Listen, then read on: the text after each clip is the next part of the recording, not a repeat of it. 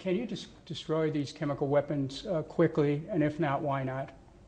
I think it's a very complicated operation technically, and it needs a lot of money. Some estimated about $1 billion for the Syrian stockpile. We're not expert in that regard, but that's the estimates that we've had recently. So quickly depends, you have to ask the experts what do they mean by quickly, because it has certain schedule.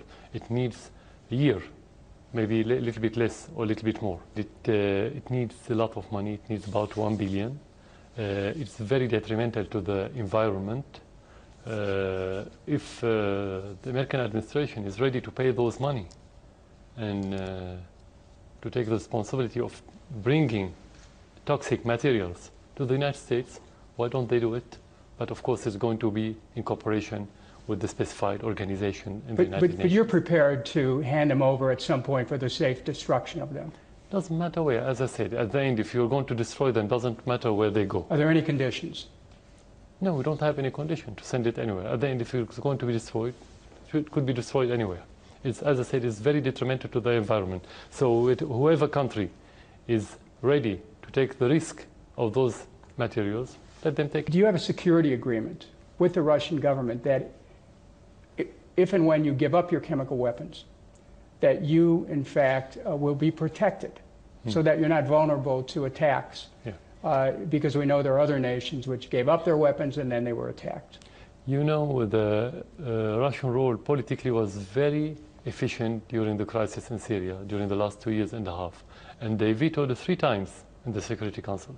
So actually, they protected Syria politically. They don't have to have security agreement with Syria regarding this. It's not about only about the army and the war. It's about politics, first of all. So I think they are doing their job without having this agreement.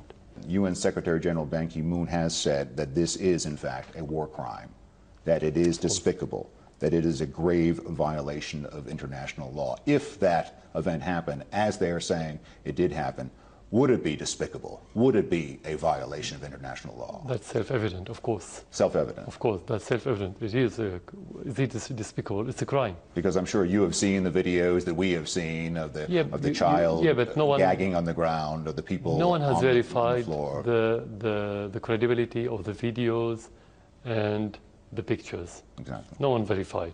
The only verified things are the samples that the delegation go and took. Samples of blood and other things from the soil and so on. Which is what they say they have. Yeah, but you cannot build a report on videos if it's not verified. But they are basing it on the blood samples. Especially as we live in a world of forgery for the last 2.5 years regarding Syria.